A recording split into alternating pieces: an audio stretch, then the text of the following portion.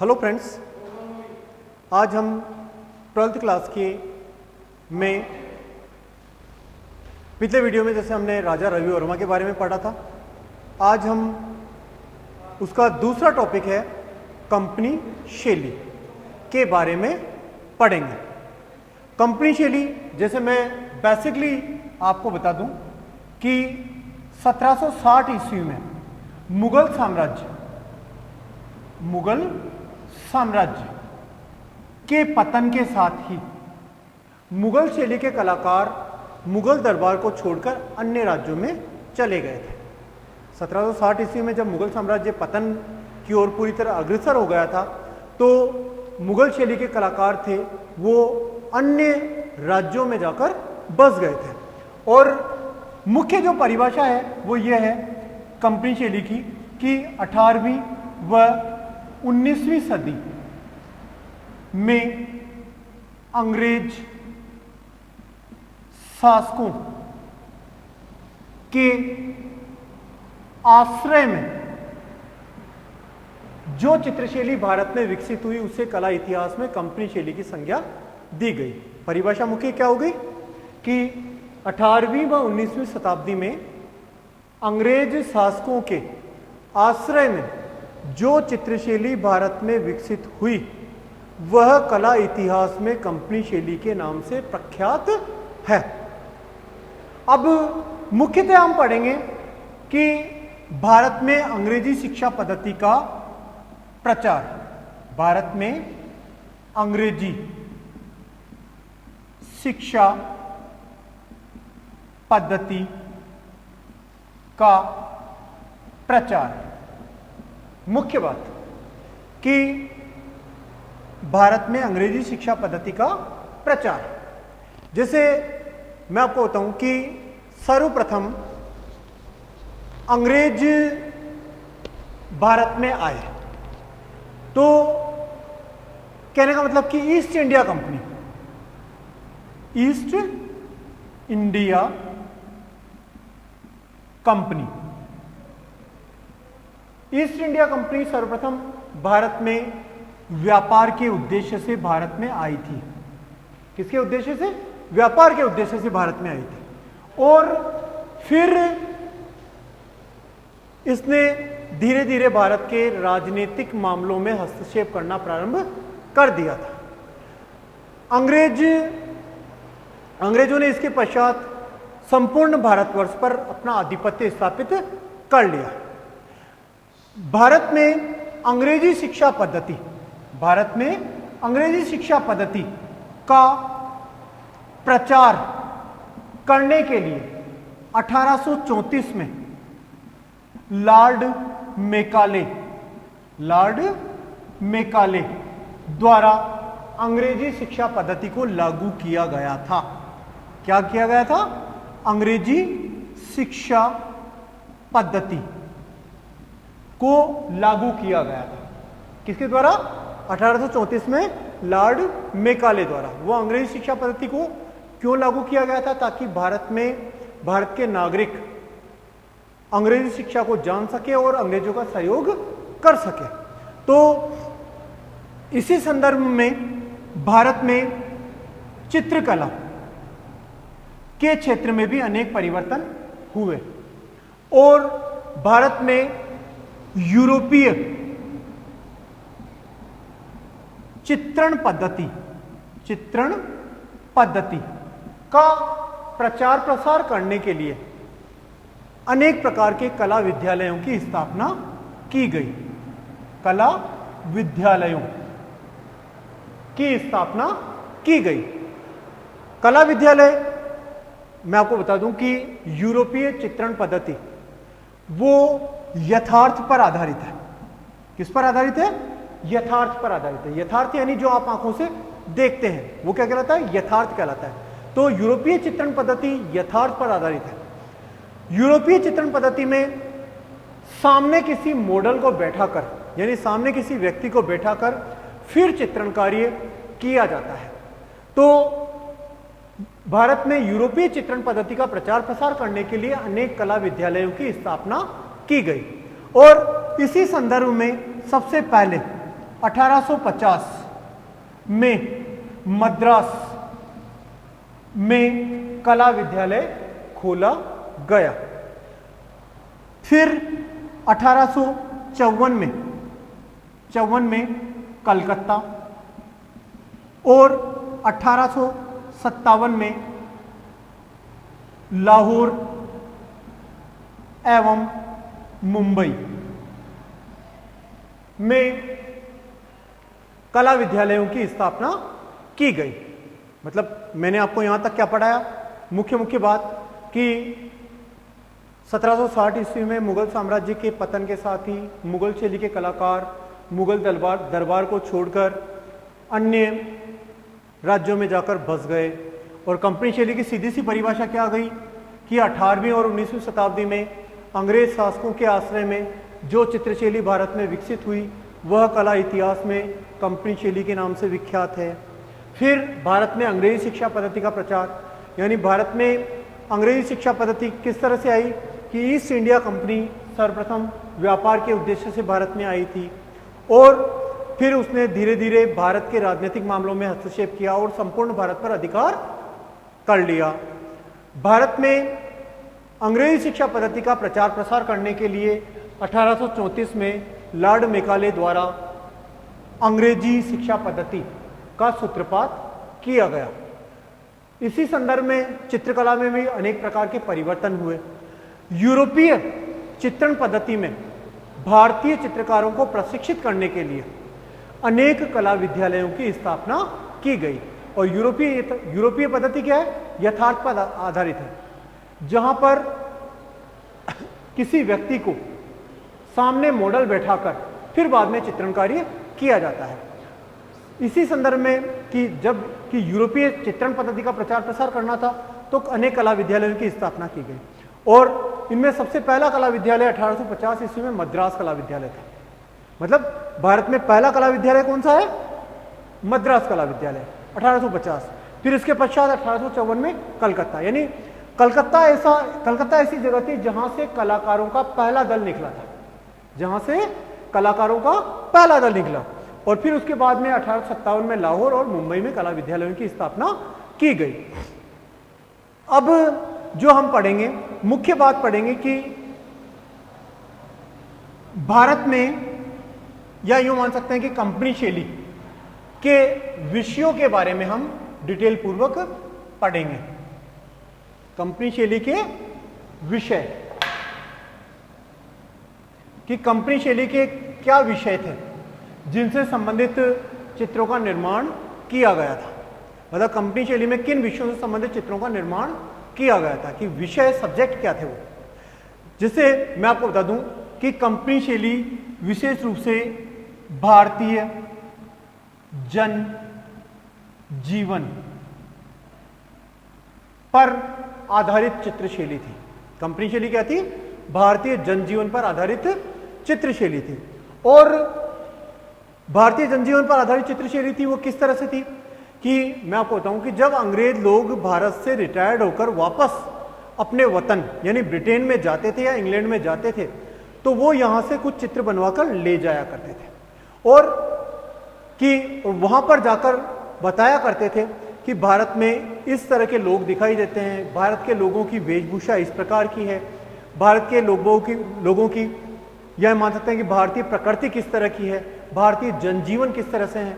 तो कंपनी शैली में मुख्यतया जो चित्रों का निर्माण किया गया वो भारतीय जनजीवन से संबंधित चित्रों का निर्माण किया गया। अब कंपनी शैली के विषयों में जैसे विभिन्न प्रकार की कारीगरी का कार्य करने वाले वर्ग के लोग जैसे कुम्हार, लुहार, बढ़ई, मजदूर, भिस्ती, दुकानदार जैसे पान बेचने वाला, पतंग बेचने वाला, साधु सन्यासी, फकीर आदि के चित्र बनाए गए। पहली चीज क्या आ गई यहां पर? हमने पहली चीज क्या पढ़ना अपन कि विभिन्न प्रकार की कारीगरी का कार्य करने वाले वर्ग के लोग, जैसे मैंने आपको सिंपल ही बात बताई पहले कि कंपनी शैली के विषय किससे संबंधित है, भारतीय जनजीवन से संबंधित है। तो विभिन्न प्रकार की कारीगरी का कार्य करने वाले वर्ग के लोग जैसे किसान, कुम्हार, लुहार, बढ़ई, राजमजदूर, भिस्ती, दुकानदार, पान बेचने वाला, पतंग बेचने वाला आदि। इसी संदर्भ में आगे जैसे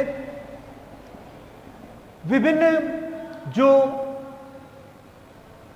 मुख्यतया इसी संदर्भ में उन्होंने कंपनी शैली के चित्रकारों ने ऐतिहासिक स्थलों के चित्र भी बनाए, अनेक प्रकार के ऐतिहासिक स्थलों के चित्र बनाए। जैसे ऐतिहासिक स्थलों में अजंता, एलोरा, आगरा का ताजमहल, फतेहपुर सीकरी का बुलंद दरवाजा या दिल्ली का लाल किला आदि अनेक प्रकार के, या राजस्थान के किले, उत्सव अलग आ गया वो, तो राजस्थान के किले, हवेलियां आदि का चित्रण ऐतिहासिक स्थलों में आता है। तो ऐतिहासिक स्थलों में क्या क्या बताया मैंने आपको कि ऐतिहासिक स्थलों में अजंता, एलोरा की गुफाएं, दिल्ली का लाल किला, फतेहपुर सीकरी का बुलंद दरवाजा, आगरा का ताजमहल, विभिन्न प्रकार के किले, हवेलियां आदि जो ऐतिहासिक स्थल है भारत के, उनके भी कंपनी शैली में चित्र बनाए गए। इसी प्रकार कंपनी शैली या कंपनी शैली के चित्रकारों ने भारत के कीट पतंगों एवं पशु पक्षियों के चित्रों का भी निर्माण किया। मतलब चित्रकारों ने क्या किया, जो भारत में जो कीट पतंगे आदि पाए जाते हैं या जितने भी पशु पक्षी हैं उनके संदर्भ में भी चित्र बनाए। इसी प्रकार प्रकृति से संबंधित चित्रों में प्रकृति से संबंधित चित्रों का निर्माण भी कंपनी शैली के चित्रकारों ने किया। मतलब प्रकृति से संबंधित चित्र कंपनी के शैली के चित्रकारों द्वारा बहुत विस्तृत रूप से किया गया था। इसी संदर्भ में पांचवा, विभिन्न प्रकार के उत्सवों जैसे भारत के तीज त्योहारों आदि का अंकन, या विभिन्न प्रकार के उत्सवों जैसे मेलों, नाटकों, लोक मंडलियों आदि का चित्रण भी कंपनी शैली के चित्रकारों द्वारा किया गया। तो कंपनी शैली के चित्रकारों में सबकी चीजें आ गई। जैसे मैंने आपको बताया, फर्स्ट एक चीज ध्यान रखना आपको कि कंपनी शैली के चित्र भारतीय जनजीवन से प्रभावित थे। इसमें पहला क्या लिया कि विभिन्न प्रकार की कारीगरी का कार्य करने वाले वर्ग के लोग जैसे किसान, कुम्हार, लुहार, बढ़ई, राजमजदूर, दुकानदार, पतंग बेचने वाला, पान बेचने वाला, साधु सन्यासी, फकीर आदि। दूसरा क्या आ गया, ऐतिहासिक स्थलों में। ऐतिहासिक स्थलों में विभिन्न प्रकार के ऐतिहासिक स्थल जैसे अजंता एलोरा की गुफाएं, दिल्ली का लाल किला, आगरे का ताजमहल, फतेहपुर सीकरी का बुलंद दरवाजा, या अनेक प्रकार के किले, हवेलियां आदि का चित्रण ऐतिहासिक स्थलों में आ गया। इसी प्रकार तीसरा, भारत के कीट पतंगों एवं पशु पक्षियों का चित्रण भी कंपनी शैली के चित्रकारों ने किया। प्रकृति से संबंधित अनेक रमणीय स्थलों का चित्रण कंपनी शैली के चित्रकारों ने किया। उत्सवों यानी भारत के तीज त्योहारों, मेलों, नाटक मंडलियों, विवाह संबंधित आदि का भी चित्रण कंपनी शैली के चित्रकारों द्वारा किया गया था। अब इसी संदर्भ में हम आगे पढ़ते हैं कंपनी शैली के प्रमुख केंद्र।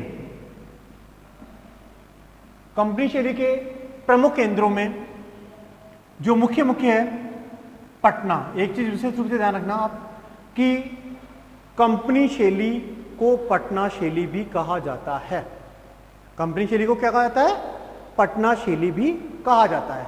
और भारत की प्रथम आधुनिक कला शैली भी कहा जाता है। यानी भारत की प्रथम आधुनिक शैली किसे कहा जाता है, कंपनी शैली या पटना शैली को। क्यों कहा जाता है, क्योंकि इसका विकास पटना में सर्वाधिक मात्रा में हुआ था। इसका विकास पटना में सर्वाधिक हुआ था, इसीलिए इस शैली को कंपनी शैली की संज्ञा दी गई। कंपनी शैली या पटना शैली कहा गया। तो कंपनी शैली के प्रमुख केंद्रों में पटना, मुर्शिदाबाद, अवध, कलकत्ता, मद्रास आदि स्थानों पर कंपनी शैली का विकास हुआ। यानी कि कंपनी शैली के प्रमुख केंद्रों के नाम बताइए। पटना, मुर्शिदाबाद, अवध, कलकत्ता, मद्रास आदि में कंपनी शैली का विकास हुआ। इसी संदर्भ में हम कंपनी शैली के प्रमुख संग्रह कि कंपनी शैली के चित्र कहां कहां संग्रहित हैं, हम वो मुख्य पढ़ेंगे। तो कंपनी शैली के जो चित्र हैं वो भारत के किन किन स्थानों पर संग्रहित है। मुख्य बात हम ये कहेंगे कि कंपनी शैली के चित्र देश ही नहीं विदेश में भी अनेक जगहों पर संग्रहित हैं। जैसे कंपनी शैली के चित्रों में भारत में विक्टोरिया मेमोरियल संग्रहालय, मतलब संग्रहालय में संग्रहित है, तो Victoria memorial, Ashutosh collection, Ashutosh collection, national library, national library,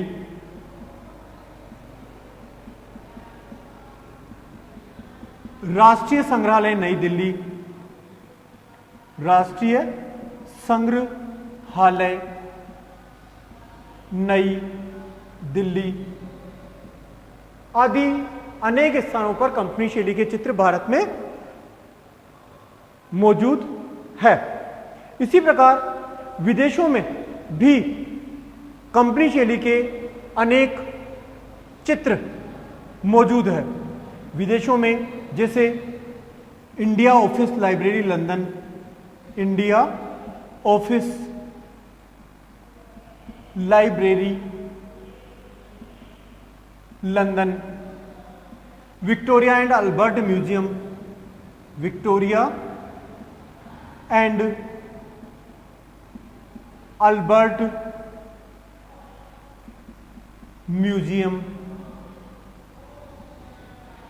या हम ये मान सकते हैं कि अनेक जगहों पर कंपनी शैली के चित्र संग्रह मौजूद है। कौन कौन से? इंडिया के अंदर तो क्या क्या बताया, भारत के अंदर तो Victoria memorial, Ashutosh collection, national library, राष्ट्रीय संग्रहालय नई दिल्ली आदि में संग्रहित है।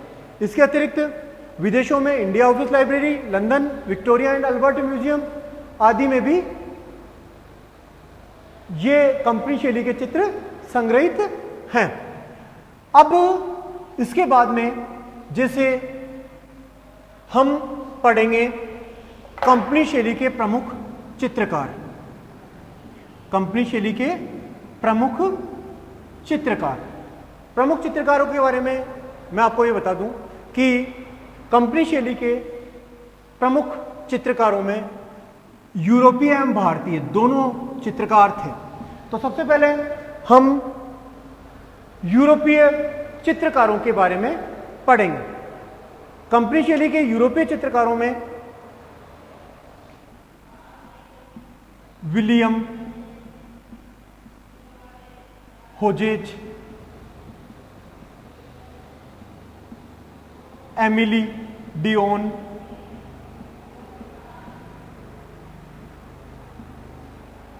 Charles D'Oyly, Charles D ओली